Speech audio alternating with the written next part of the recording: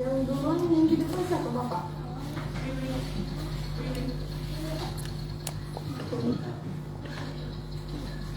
Shalom, selamat hari Natal Bapak Ibu, saudara-saudari yang terkasih dalam nama Tuhan kita Yesus Kristus. Malam ini kita akan menyambut Tuhan kita yang telah lahir. Dan sebelum kita memulai ibadah kita saat teduh sejenak. Saat teduh dimulai.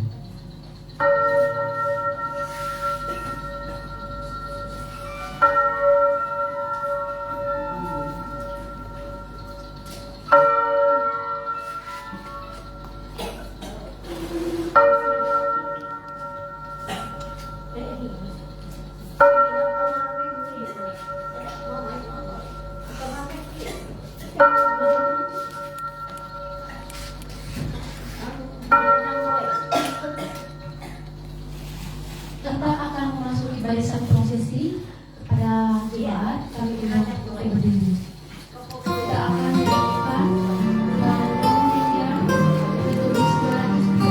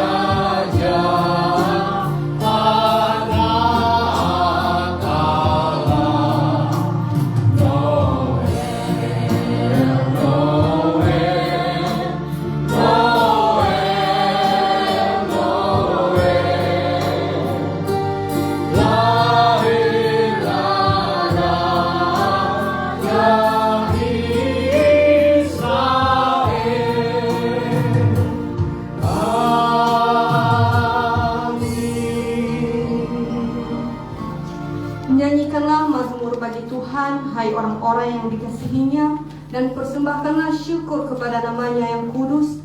Sebab sesaat saja ia murka, tetapi seumur hidup ia murka hati. Sepanjang malam ada tangisan, menjelang pagi terdengar sorak-sorai. Pertolongan kepada kita adalah di dalam nama Tuhan Allah yang menciptakan langit, bumi, alam semesta dan segala isinya. Turunlah kiranya atas kita sekalian anugerah dari Allah Bapa, Anak dan Roh Kudus. Amin.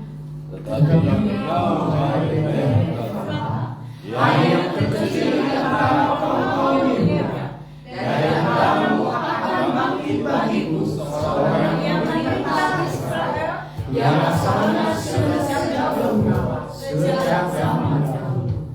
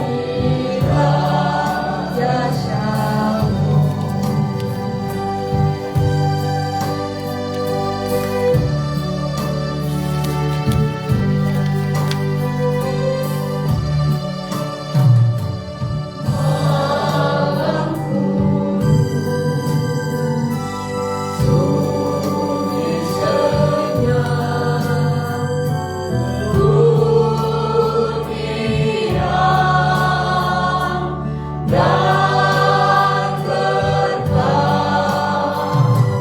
tercermin bagi kami terus di wajah-Mu yang anak kudus. Cinta kasih kenal, cinta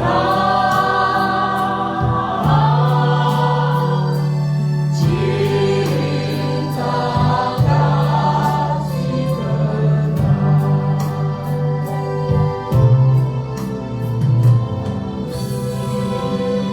Jemaat Tuhan dipersilakan duduk.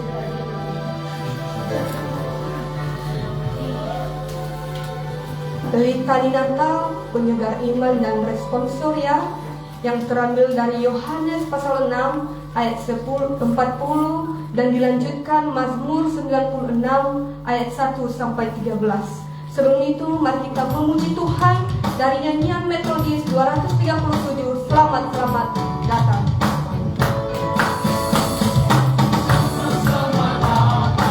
Yesus Tuhanku yang turun dari surga yang rumahmu. Selamat datangmu di dalam dunia. Tuhan jadi sama dengan manusia. Salam salam. Bangunlah gembala. Bangunlah gembala, lihat terang besar dengan berita surga dan berdemar. Sungguh malam ini Tuhan Dengan Yesus Tuhan melihat dipersilakan sakit berat. dari kanan-kanan yang dipalungannya. Salam salam.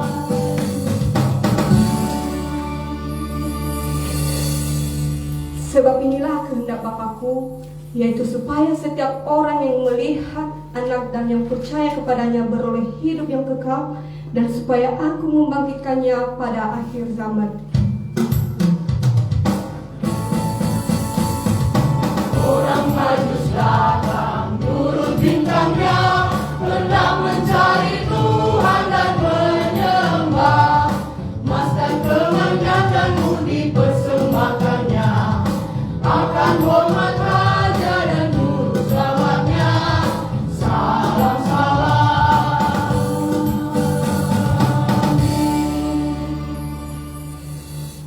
Nyanyikanlah nyanyian baru bagi Tuhan. Menyanyilah bagi Tuhan, hai segenap bumi. Menyanyilah bagi Tuhan, pujilah namanya.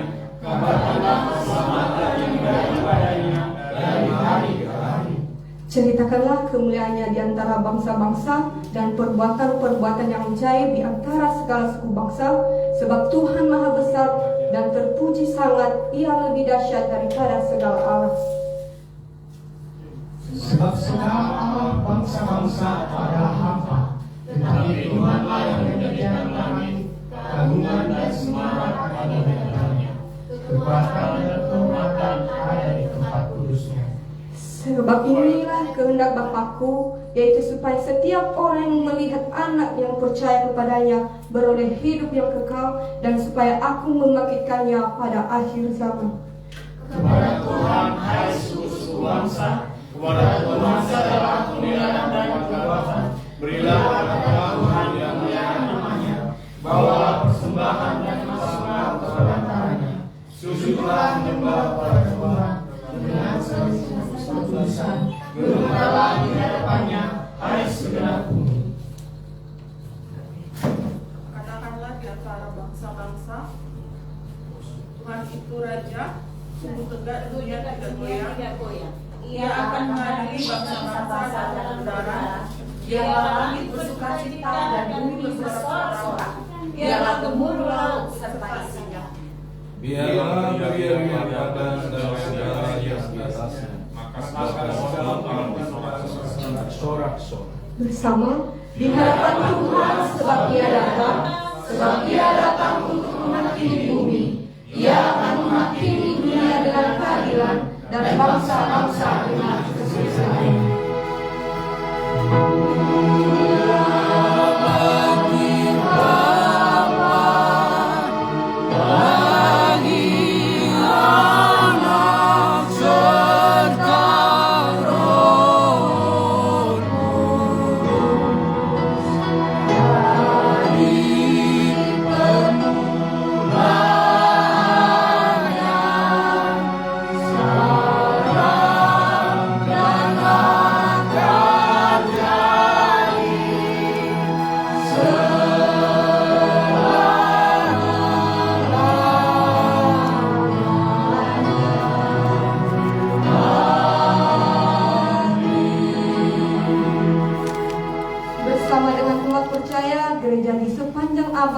keempat, kita mengaku pengakuan iman kita seturut dengan pengakuan iman Nisrianum Konstantinopel bersama.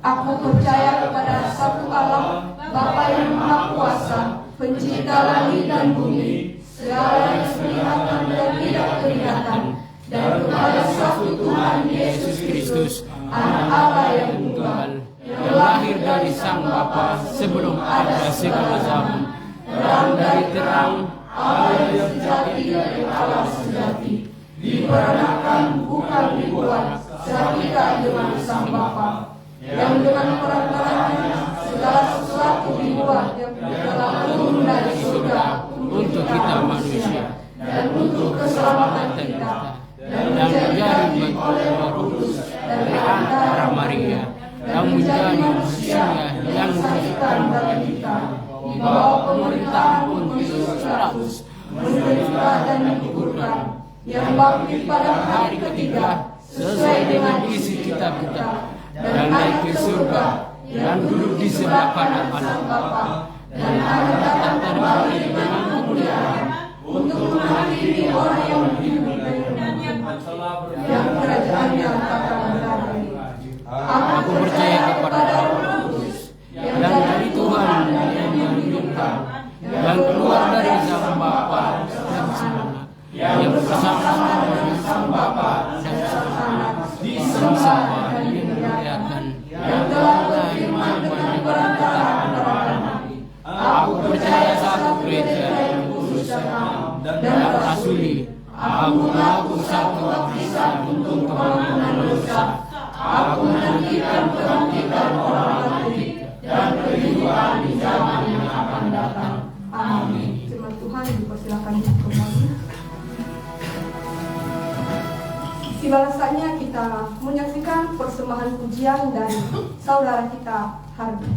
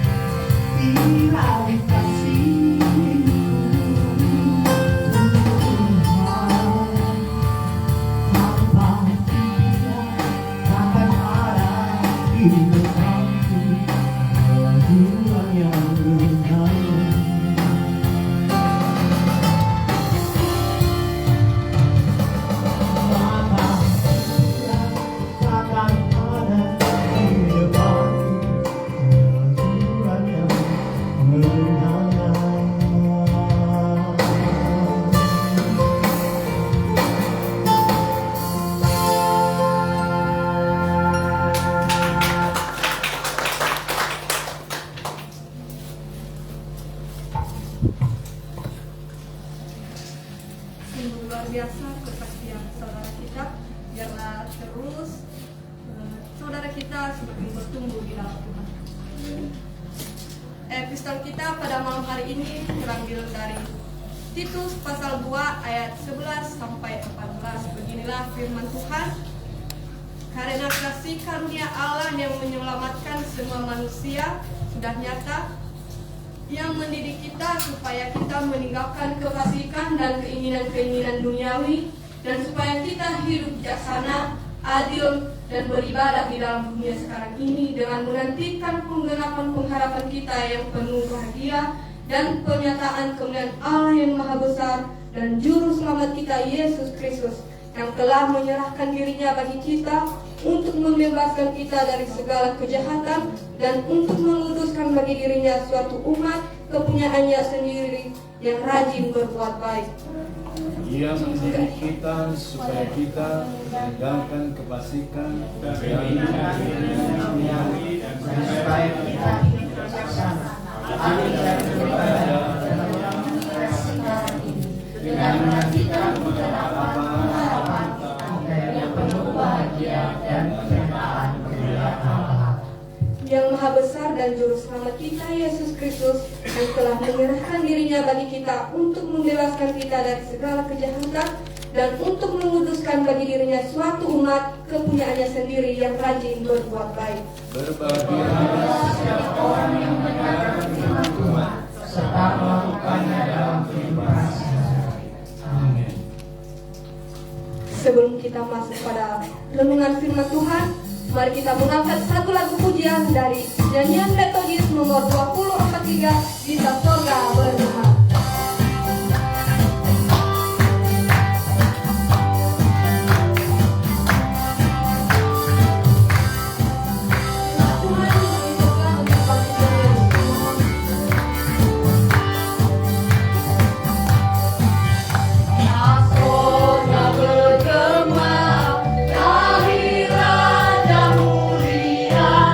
Damai dan sejahtera turun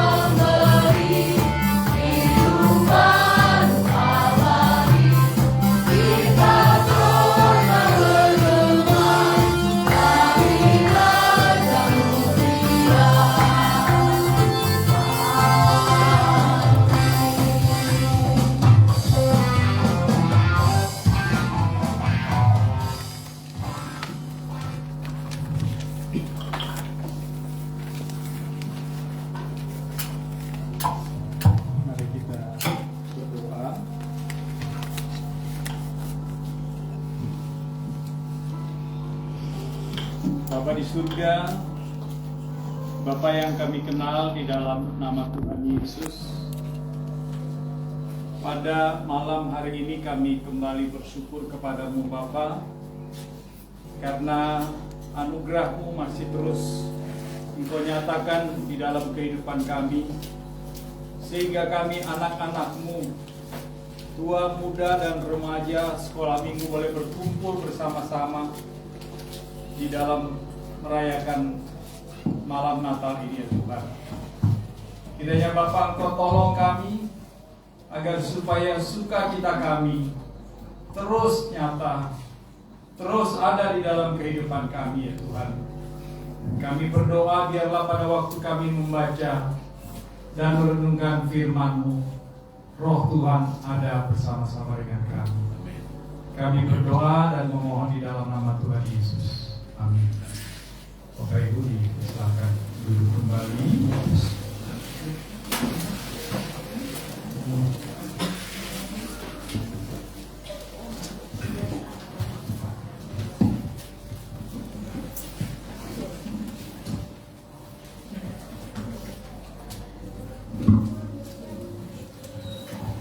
Kita akan bersama-sama membuka firman Tuhan yang terambil dari kitab Injil Lukas pasal 2.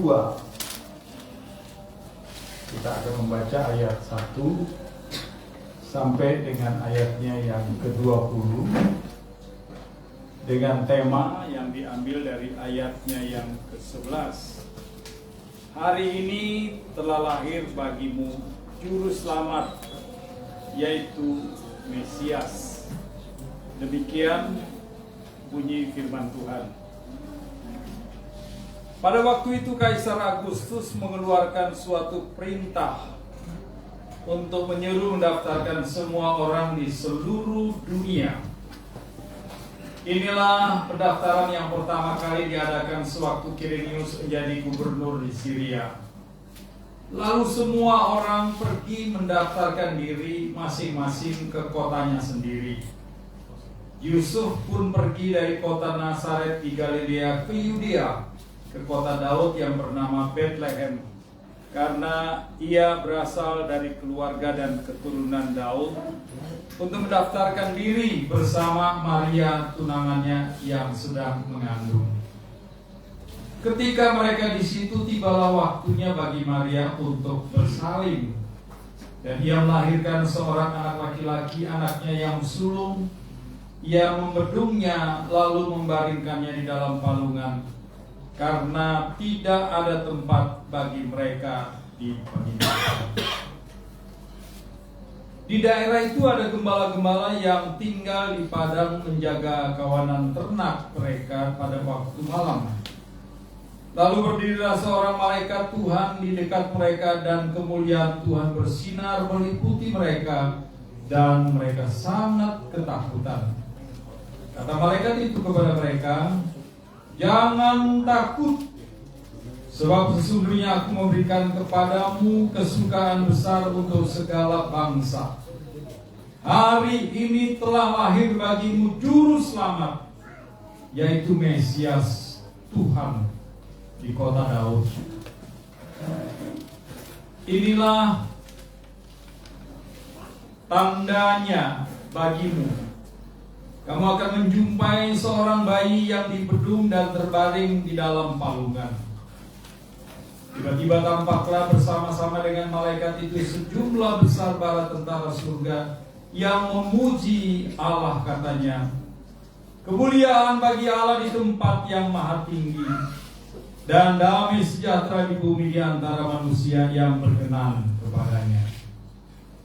Setelah malaikat-malaikat itu meninggalkan mereka dan kembali ke surga, gembala-gembala itu berkata seorang kepada yang lain, "Marilah sekarang kita pergi ke Bethlehem untuk melihat apa yang terjadi di sana, seperti yang diberitahukan Tuhan kepada kita." Lalu mereka cepat-cepat berangkat dan menjumpai Maria dan Yusuf serta bayi yang terbaring di dalam palungan.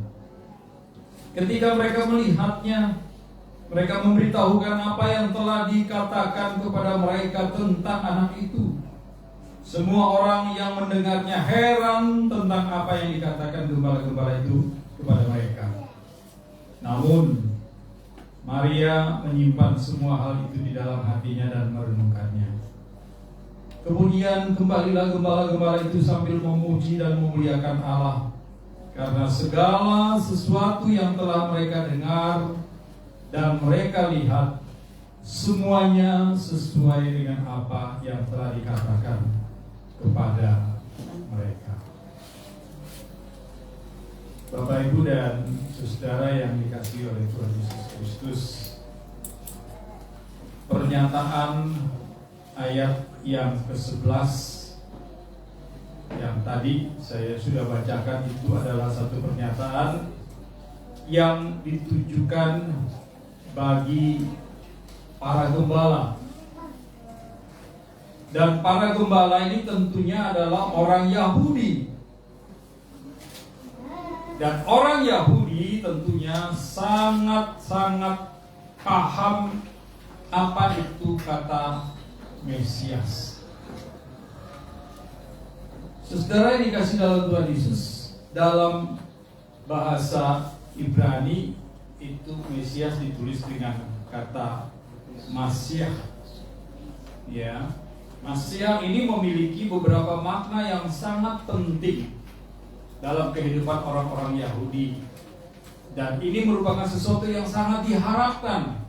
Bahkan sampai dengan hari ini, bangsa Israel, bangsa Yahudi masih mengharapkan hadirnya seorang Mesias di dalam kehidupan mereka. Nah, makna tentang Mesias ini ada beberapa hal yang saya ingin sampaikan kepada kita sebelum kita membahas yang lain-lain. Paling tidak ada 5 aspek dari makna tentang Mesias bagi orang Yahudi. Yang pertama, saudara, Mesias bagi mereka itu adalah pembebas dari penindasan. Orang Yahudi percaya, mereka yakin sekali bahwa Mesias akan membebaskan mereka dari penindasan yang mereka alami selama bertahun-tahun. Mereka sangat meyakini sekali bahwa ada satu pribadi yang nanti akan diutus Allah untuk melepaskan mereka. Sehingga kalau kita perhatikan kitab Injil, ya, beberapa pernyataan-pernyataan ahli Taurat dan juga orang-orang Farisi itu sangat memungkinkan mereka punya konsep tentang Mesias seperti itu. Ya, mereka berharap bahwa Mesias yang datang itu bukan seperti Yesus. Tapi Mesias yang mereka harapkan itu adalah Mesias yang melepaskan mereka dari ikatan kekuatan bangsa lain. Yang kedua, bagi mereka Mesias itu adalah raja yang adil. Raja yang akan memerintah dengan adil dan bijaksana. Karena selama masa kerajaan-kerajaan yang mereka lewati dengan berbagai macam raja-raja, tidak ada raja yang adil, tidak ada raja yang bijaksana. Dan mereka tahu pasti bahwa ada satu raja yang pasti nanti akan datang dan dia adil dan bijaksana. Itu konsep mereka tentang Mesias. Yang ketiga, saudara, ya, bagi mereka Mesias itu adalah pembangun kerajaan Israel. Karena orang Israel ini nasionalismenya sangat tinggi sekali. Mereka itu sangat percaya diri bahwa mereka adalah bangsa pilihannya Allah. Jadi sebagai bangsa pilihannya Allah, mereka itu akan terus menang. Mereka itu akan terus dapat menguasai bangsa-bangsa lain. Tidak pernah dikalahkan. Tetapi dalam kenyataan hidup, dalam perjalanan bangsa ini, memang mereka kalah. Kadang menang, kadang kalah, kadang menang, kadang kalah. Bahkan yang menyakitkan, mereka bisa dibawa ke daerah lain ketika mereka kalah. Mereka disandra dan kemudian mereka dianiaya secara luar biasa. Dan mereka mengharapkan ada satu pribadi yang dapat memulihkan Israel ya sebagai bangsa pilihan Allah. Ada satu kerajaan yang berdiri tegak dan tidak ada satu kekuatan apapun yang dapat mengalahkan mereka. Dan yang keempat, saudara, mereka itu percaya bahwa Mesias adalah penghancur musuh. Karena orang Israel itu kan tidak banyak, bangsanya tidak besar. Dan mereka dikelilingi oleh bangsa-bangsa yang jago perang. Bangsa-bangsa yang punya kemampuan perang yang luar biasa. Mereka itu tidak punya kekuatan apa-apa sebenarnya. Sehingga mereka berharap bahwa satu saat ada pribadi yang disebut dengan Mesias yang akan menjadi penghancur musuh-musuh mereka. Dan yang kelima, saudara, bahwa mereka percaya Mesias itu adalah satu tokoh pembawa zaman keemasan di dalam kehidupan mereka dalam berbangsa dan bernegara. Mesias diharapkan membawa zaman keemasan bagi Israel yang di dalamnya ada keadilan, ada perdamaian, ada kemakmuran yang sungguh-sungguh nyata. Dan saudara, di dalam tradisi orang Yahudi, Mesias itu diharapkan menjadi seorang manusia yang dipilih oleh Allah yang membawa perubahan bagi mereka. Nah, itu sebabnya saudara, ya, konsep tentang Mesias di dalam agama Yahudi ini sangat berbeda dengan konsep Mesias di dalam kekristenan.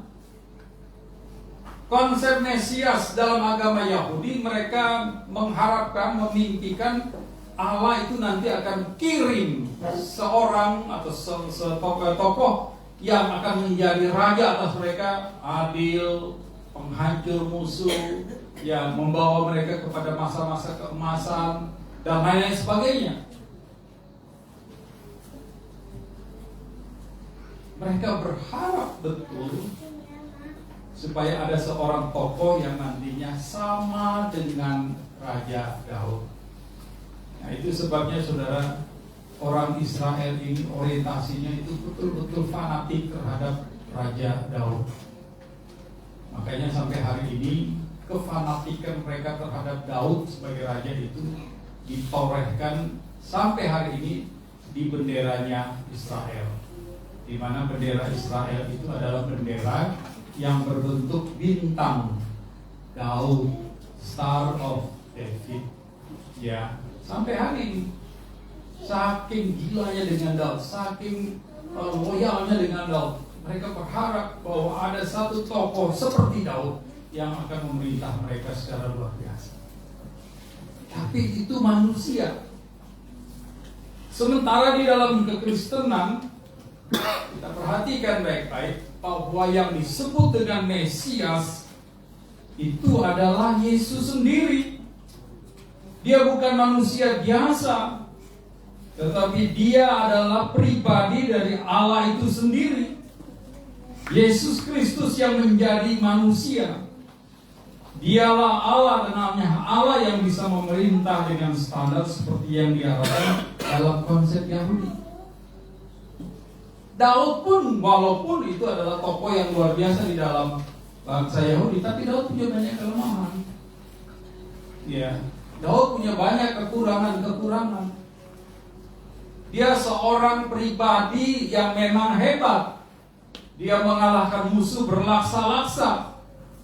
Tetapi saudara perhatikan dalam sejarah, di akhir-akhir masa hidup Daud, ada begitu banyak pemberontakan, ada begitu banyak ketidakadilan, bahkan dia sendiri pun dia melakukan ketidakadilan dengan mengambil istri daripada kepala pasukannya sendiri. Ada banyak hal-hal yang minus daripada Daud, karena dia seorang manusia. Manusia biasa yang punya kelebihan tetapi juga punya kekurangan. Nah, saudara yang dikasih dalam Tuhan Yesus, tetapi Mesias dalam konteks Kristen, yaitu Tuhan Yesus Kristus yang adalah Allah dan menjadi manusia.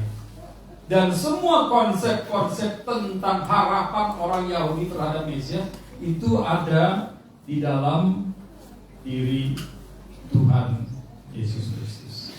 Standar itu ada dan tidak ada kekurangannya, tidak ada kelemahannya. Semua ada di dalam diri Tuhan Yesus Kristus. Persoalannya mengapa orang Yahudi sampai hari ini belum mau mengakui bahwa Yesus itu adalah Mesias. Karena ada satu standar lain yang mereka tidak lihat di dalam dirinya Yesus. Dia bukan seorang panglima seperti Daud. Ya. Dia bukan seseorang yang punya pengikut banyak seperti Daud. Dia tidak punya kerajaan seperti Daud. Walaupun sebenarnya kalau hari lepas hari mereka perhatikan apa yang dilakukan Tuhan Yesus, dia buat begitu banyak mujizat, sebenarnya lebih daripada Daud. Standar tentang Mesias ada di dalam dirinya Tuhan Yesus, tapi mereka abaikan itu. Lalu yang lainnya kalau kita perhatikan, mengapa mereka mengabaikan pribadi Yesus itu sebagai Mesias? Karena Yesus lahir sebagai anak seorang tukang kayu.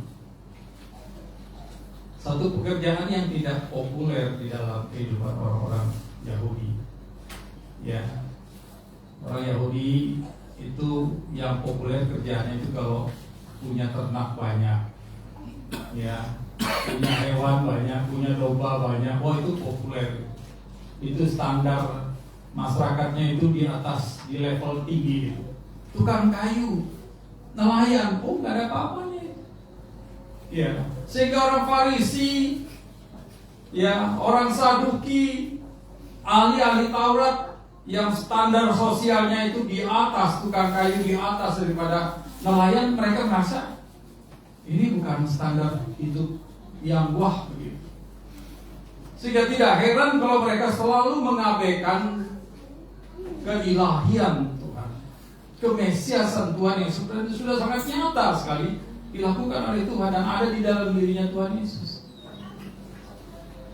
Tetapi saudara yang terkasih di dalam Tuhan Yesus, kita perhatikan bahwa apapun yang mereka tidak bisa terima, namun faktanya indikator atau tanda-tanda tentang Mesias di dalam diri Yesus Kristus sudah jelas seperti yang diungkapkan ya di dalam kitab yang tadi kita sudah baca ya, di mana ketika malaikat Tuhan berbicara kepada para gembala, ya kita perhatikan coba di dalam ayatnya yang ke-12. Minta tolong satu yang bacakan ayat 13. Satu orang bisa bacakan ayat 12 dan 13. Ayat 13, dan tiba-tiba tampaklah bersama-sama dengan malaikat itu sejumlah besar bala tentara surga yang memuji Allah. Katanya 14 yang berbunyi, kemuliaan bagi Allah di tempat yang maha tinggi dan damai sejahtera di bumi antara manusia yang berkenan kepadanya.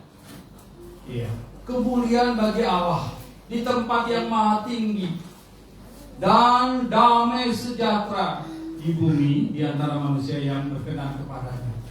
Ini adalah pernyataan-pernyataan yang menunjukkan kebutuhan yang sangat dasar daripada bangsa Israel. Kebutuhan yang sangat mendasar daripada kehidupan orang-orang Yahudi dan kita semuanya. Yang kita inginkan dalam hidup kita damai sejahtera, makmur, nikmat, aman dan lain sebagainya. Dan itu tidak mungkin datang dari bawah, itu datang dari atas. Tapi indikator ini, tanda-tanda ini diabaikan oleh orang-orang Yahudi. Bahkan jauh sebelum malaikat-malaikat ini berkata-kata menyampaikan tentang indikator-indikator ini, di dalam kitab Yesaya pasalnya yang ke-9 ayatnya yang ke-5 juga mengatakan hal-hal yang luar biasa dari peran seorang Mesias. Ya, di mana Mesias itu akan membawa damai sejahtera, membawa sukacita, membawa harapan, membawa terang yang menerangi orang dalam kegelapan, cahaya hidup yang kekal, yang adil, dan lain-lain sebagainya. Dan ini sudah dikatakan jauh-jauh sebelum hari terhadap orang-orang Yahudi, bangsa Israel, dan diulangi lagi di dalam kitab Perjanjian Baru. Tetapi toh tetap orang-orang Israel tegar, teguh, dan keras kepala.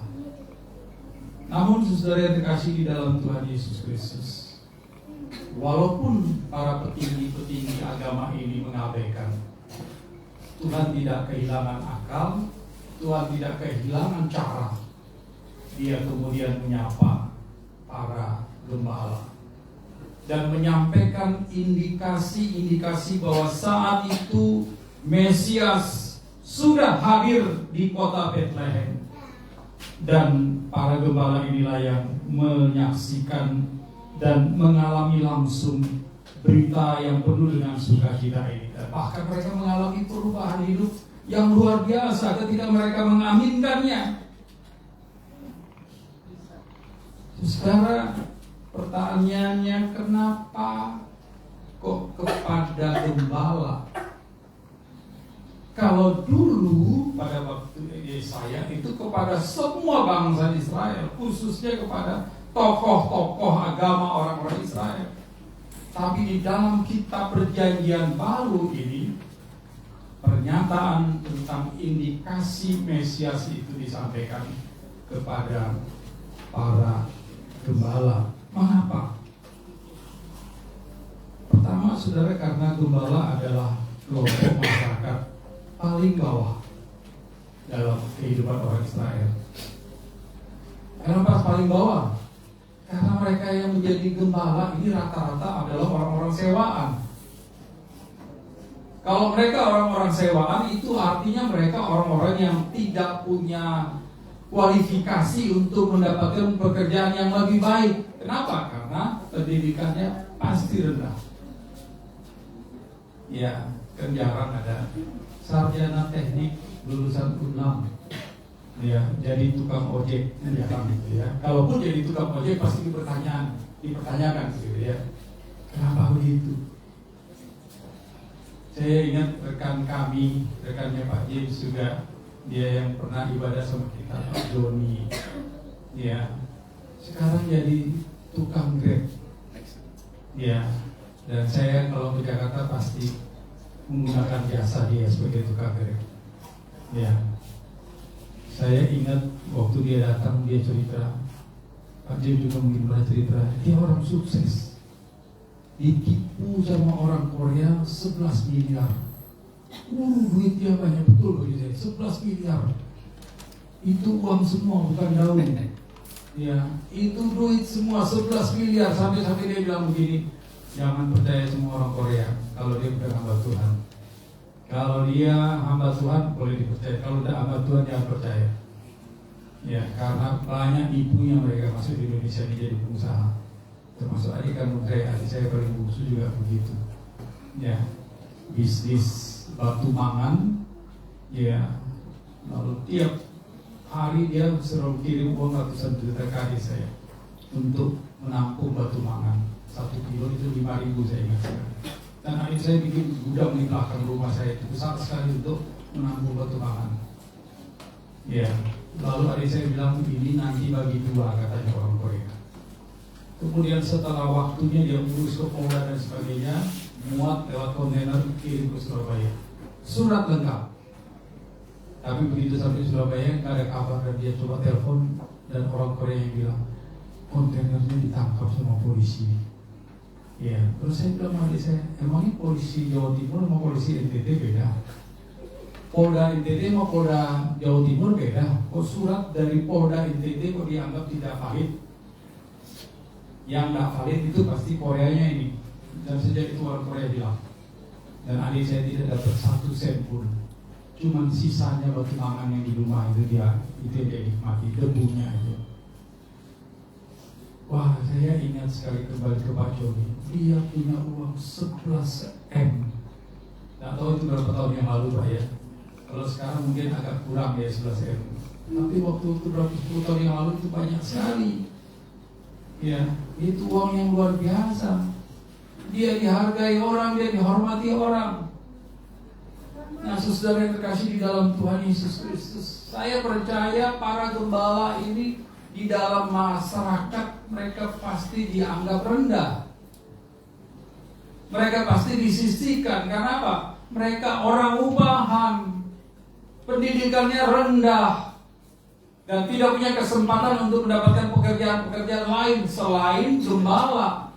Dan gembala adalah pekerjaan yang sangat beresiko dan tidak enak. Waktu malam mereka harus ada di tengah-tengah padang dingin, ya. Kalau mereka mau menghangatkan badan dengan membeli minuman keras, nggak mungkin, gajinya juga nggak cukup, ya. Jadi harus bertahan dengan dingin dan nggak hanya menggunakan api saja. Ancaman serigala dan binatang buas lainnya juga tidak sedikit. Tapi kita perhatikan, Allah justru menghampiri mereka, justru datang ke tengah-tengah mereka. Dan kenapa gembala?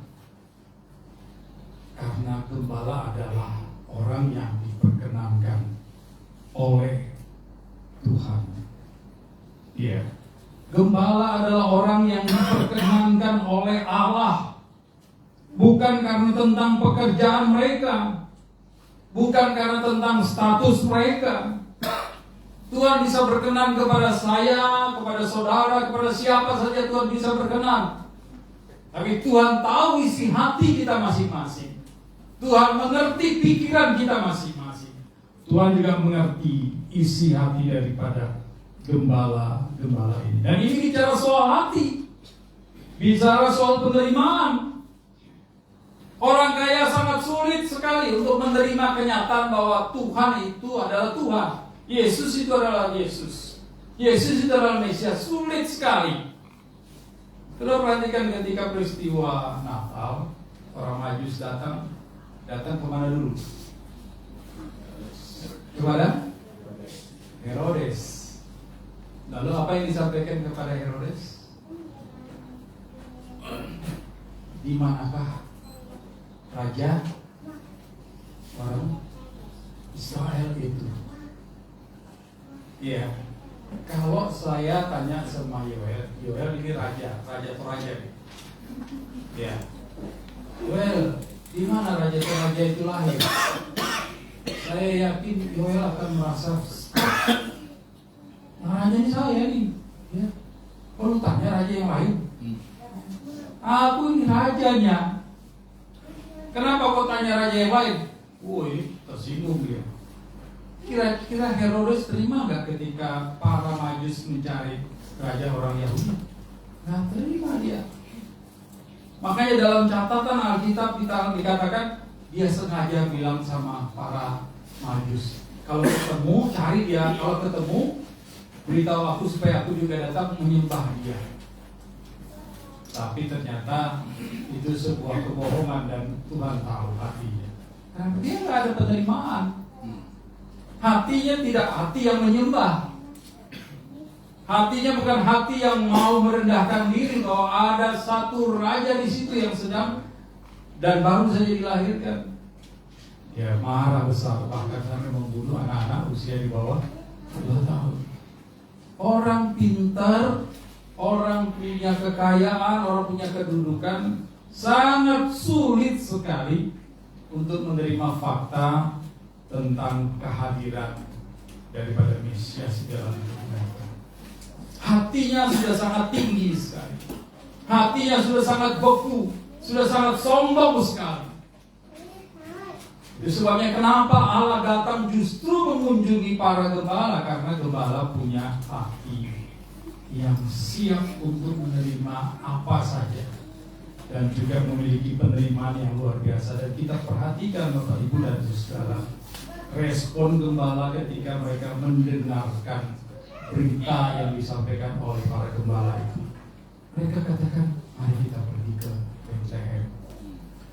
Artinya apa? Ketika mereka dengar, hati mereka itu sudah tergerak dan tertarik untuk pergi melihat apa yang dikatakan oleh para malaikat ini. Ada nggak pertimbangan mereka mengatakan bahwa ayo kita gantian ya, saya dulu nanti baru kamu ya, karena kalau kita pergi semua gimana dengan domba-domba ini nanti ya, kalau kita semua pergi nanti ada apa-apa dengan domba-domba ini, kita yang kena nanti. Tapi Alkitab tidak menjelaskan soal itu. Memang mungkin ada yang usil, ada yang kepo dan berkata, wah, gembala-gembala ini tidak bertanggung jawab ya. Ya, dia meninggalkan domba-domba yang harusnya mereka jaga. Ketika mereka pergi dan meninggalkan domba-domba ini, tentunya secara rohani saya harus bisa katakan bahwa Tuhan jaga mereka, Tuhan pelihara mereka. Dan tidak ada catatan bahwa domba-domba itu kemudian dicuri orang. Nggak ada. Ya, mereka lebih peduli dari apa yang dikatakan Allah. Mereka lebih peduli dengan apa yang dikatakan malaikat Tuhan kepada mereka. Dan mereka mulai tertarik untuk pergi. Lalu yang kedua, saudara, kita perhatikan mereka yang sederhana ini ketika mereka pergi, punya ketertarikan untuk pergi melihat bayi Yesus. Dikatakan di dalam ayatnya yang ke-20a, mereka pulang dengan bersukacita. Ini perubahan drastis, saudara. Saudara perhatikan ketika malaikat Tuhan muncul dengan terang benderangnya, apa kata-kata pertama yang diucapkan malaikat? Jangan takut. Kenapa? Karena mereka takut. Tinggal di kegelapan, di keheningan, di hutan dengan ancaman itu, selalu hidup dalam ketakutan. Itu tidak bisa tidak dipungkiri, itu pasti terjadi. Dan mereka berhari-hari, bermalam-malam, berminggu-minggu, berbulan-bulan menghadapi ketakutan itu. Tapi pada waktu mereka berjumpa dengan bayi Yesus, mereka pulang dengan sukacita. Alkitab mengatakan mereka pulang sambil memuji-muji Allah. Ini perubahan yang luar biasa. Dan ini yang tidak didapatkan oleh para Taurat, orang-orang Farisi yang lainnya yang tidak mengakui kemesiasan daripada Yesus Kristus. Tapi para gembala yang sederhana ini kemudian merasakan dampak yang luar biasa ketika mereka melihat dan berjumpa langsung dengan Sang Mesias, yaitu Tuhan Yesus Kristus. Dampak yang lain kita perhatikan yang ketiga, mereka adalah orang-orang yang menyimak ya, dan menyimpulkan kata-kata malaikat itu. Jika di dalam ayat yang ke-20b ya, ketika mereka pulang dikatakan bahwa, saya harus center ini ya, mereka pulang kemudian kembali gembala-gembala itu memuji dan memuliakan Allah karena segala sesuatu yang telah mereka dengar dan mereka lihat, semuanya sesuai dengan apa yang telah dikatakan kepada mereka. Ternyata mereka simak baik-baik dan kesimpulannya betul apa yang dikatakan oleh para malaikat. Ini adalah sebuah perubahan yang luar biasa dari orang yang kelihatannya tidak berpendidikan, tapi mereka justru bisa menyimak. Orang yang dianggap rendah, tapi mereka bisa menyimpulkan sesuatu yang betul atau tidak, yang baik atau tidak. Dan pilihan yang mereka sudah ambil adalah sesuatu yang menguntungkan mereka secara rohani dan berdampak langsung dalam hidup mereka. Mereka pulang dengan sukacita. Dan yang paling hebat, catatan di dalam ayatnya yang ke-17 dan yang ke-18, mereka ketika bertemu dengan bayi Yesus. Kalau orang biasa itu tentu punya ada satu yang namanya minder water, ya, apa? Minder ya, rendah diri. Ya, kalau saya lihat itu saya mau ngomong sama yang di atas kok agak sungkan gitu ya. Saya kopral ngomongnya sama jenderal, aduh sungkan. Ya, di 4 aja didiamin aja. Tapi mereka tidak. Dalam pandangan sosial mereka orang yang dianggap bodoh, dianggap rendahan. Tapi mereka tidak peduli ketika mereka saksikan bayi Yesus, mereka ceritakan ini kepada semua orang. Ya, mereka sampaikan ini kepada semua orang, mereka bersaksi kepada semua orang. Dan dampaknya adalah ada begitu banyak orang-orang yang kagum terhadap kesaksian-kesaksian mereka. Seperti para murid Tuhan Yesus yang walaupun strata hidup mereka nelayan, mereka berani bersaksi sampai ke Roma. Dan dampaknya ada begitu banyak orang yang percaya kepada Tuhan Yesus. Saudara yang terkasih di dalam Tuhan Yesus Kristus, hari ini telah lahir bagimu juru selamat, yaitu Mesias. Ini bukan soal konsep tentang Mesias saja, tetapi ini juga berhubungan dengan action bahwa kita percaya kepada Yesus, menceritakan Yesus kepada orang lain, menyampaikan kabar baik di dalam hidup dan diri Mesias, yaitu Yesus Kristus kepada orang lain, supaya terjadi perubahan dan perubahan, terjadi perlipat gandaan orang-orang yang percaya kepada Yesus. Kalau para gembala yang dianggap rendah saja bersaksi dan orang-orang percaya dan Tuhan pakai mereka. Kalau para nelayan bersaksi tentang Kristus, Tuhan pakai mereka, raja dan kaisar pun juga percaya. Mengapa saudara tidak? Mengapa saya dan saudara tidak? Saya percaya ketika kita berani menyaksikan di dalam hidup kita bahwa Dia juru selamat kita, Dia Mesias yang datang dari Allah, maka akan terjadi perubahan-perubahan yang luar biasa di dalam kehidupan kekristenan banyak orang. Dan saudara lihat, hari ini ada satu orang yang namanya Edis. Ya, Edis TV. Ya, satu orang yang namanya Edis. Dia bersaksi luar biasa tentang kebenaran Kristus, kebenaran Alkitab. Dan dia bersaksi secara luar biasa untuk menonjolkan bahwa Kristus itu luar biasa. Dan dari Edis TV, saudara, itu ternyata sudah ada ribuan orang yang percaya kepada Tuhan Yesus. Siapa Edis? Selama ini orang tidak kenal Edis.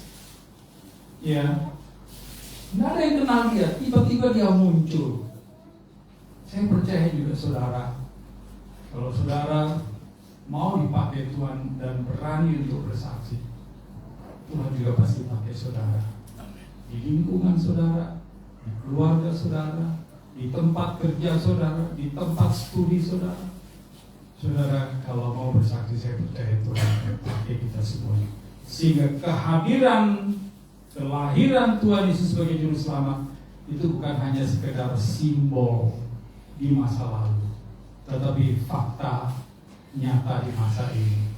Dan Tuhan akan terus memberkati saya dan saudara. Dan di masa raya Natal ini, marilah kita rayakan dan menjadikan renungan apa yang baru kita renungkan sebagai start hidup kita untuk senantiasa penuh dengan sukacita, penuh kasih dan pengabdian, kesetiaan kepada Tuhan Yesus di dalam menyaksikan kasih-Nya, kuasa-Nya, dan pengorbanannya.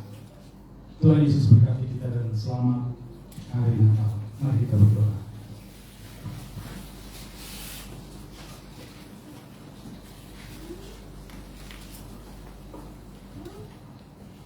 Tuhan Yesus, kami bersyukur untuk renungan pada malam hari ini yang boleh mengingatkan kami kembali pernyataan malaikat Tuhan bahwa hari ini bukan waktu yang lalu saja, tetapi hari ini, bahkan sampai dengan masa yang akan datang, Engkau telah lahir,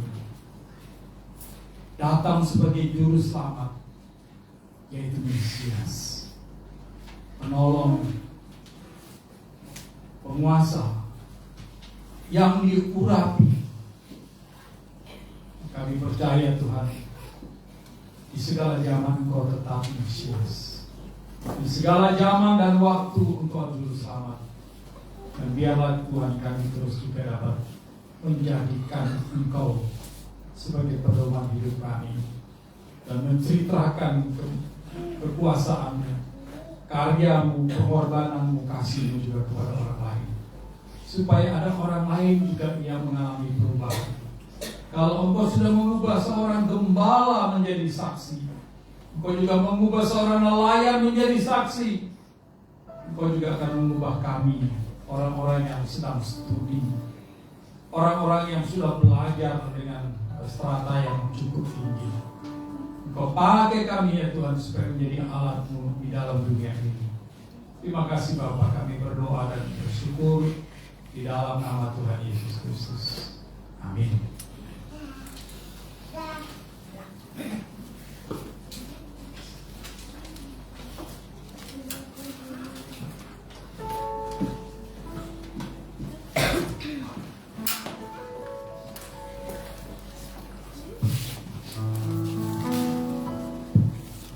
Sungguh luar biasa firman Tuhan pada malam hari ini. Biarlah menjadi sumber terang bagi kehidupan kita masing-masing.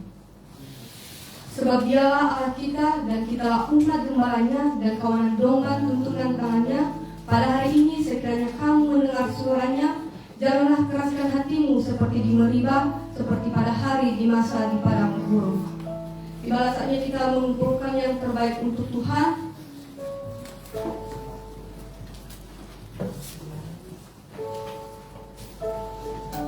Tuhan berfirman, maka masuklah mereka ke dalam rumah itu dan melihat anak itu bersama Maria, ibunya, lalu sujud menyembah dia. Mereka pun membukakan tempat hasrat bendanya dan mempersembahkan persembahan kepadanya, yaitu emas, kemudian dan mur.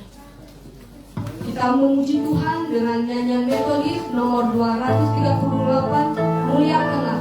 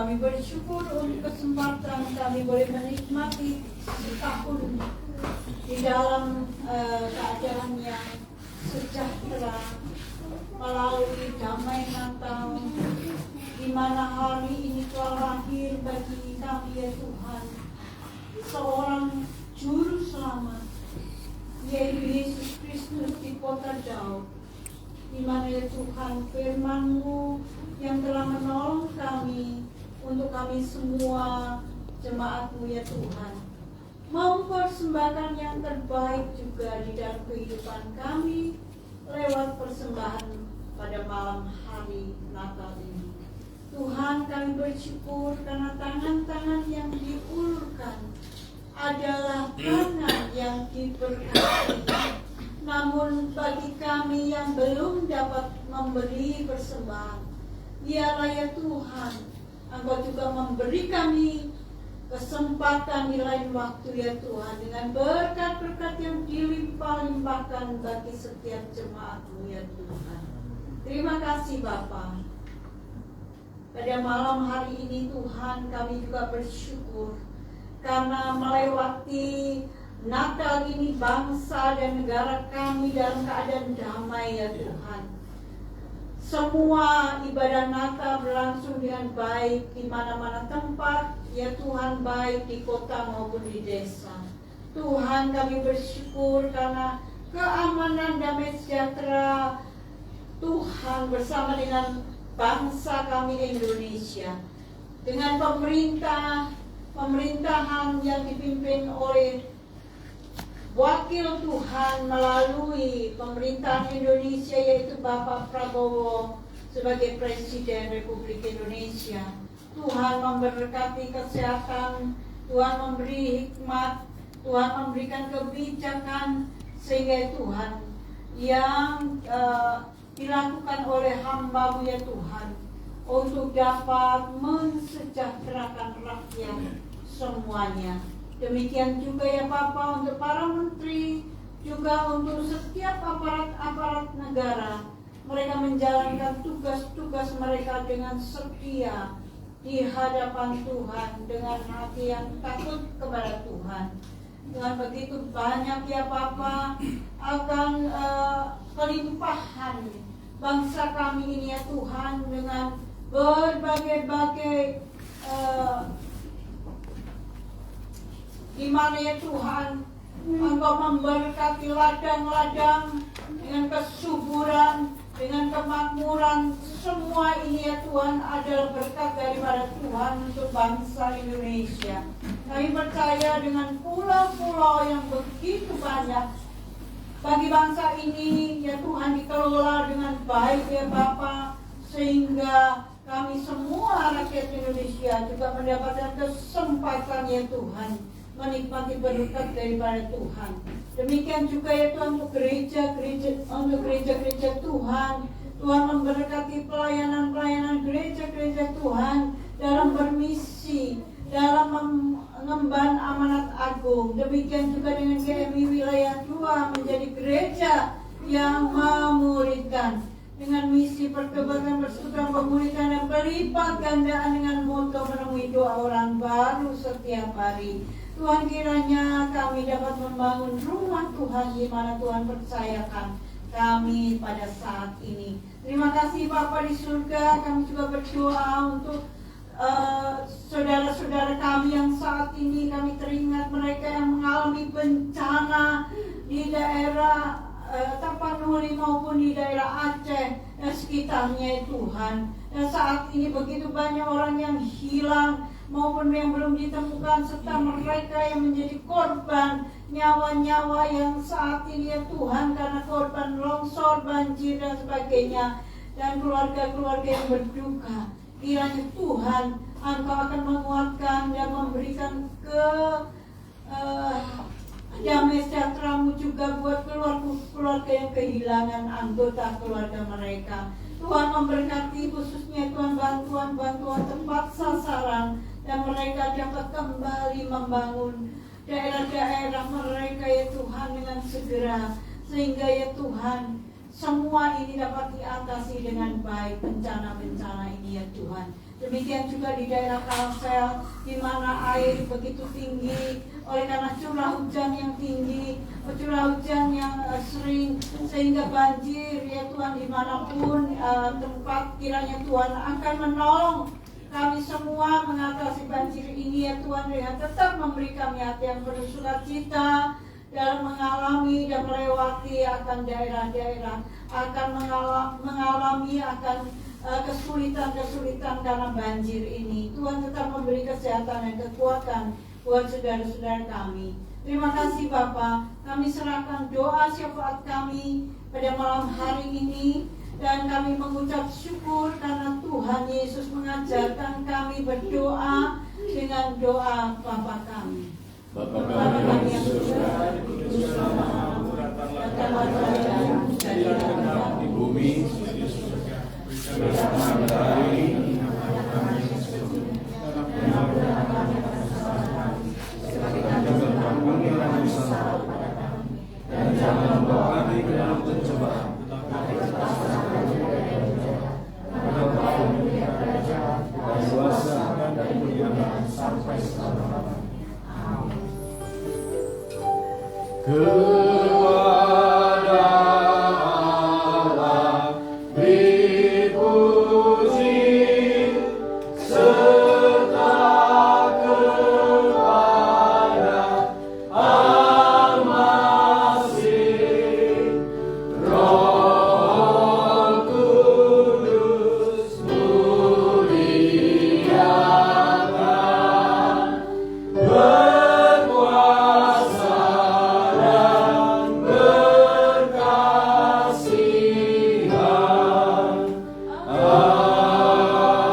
Amin. Saudara-saudaraku, ulama dan terus menjadi saksi Tuhan di tengah-tengah hidupku. Muliakan Tuhan sebagaimana Tuhan dimuliakan, dan biarlah saudara pulang dengan membawa berkat daripada Tuhan sendiri. Kasih sayang yang sempurna daripada Allah Bapa, Allah Putra, anaknya Yesus Kristus, persekutuan, kekuatan, sukacita daripada Roh Kudus menyertai kita sekalian dari sekarang sampai Maranatha Tuhan Yesus datang kedua kalinya. Amin.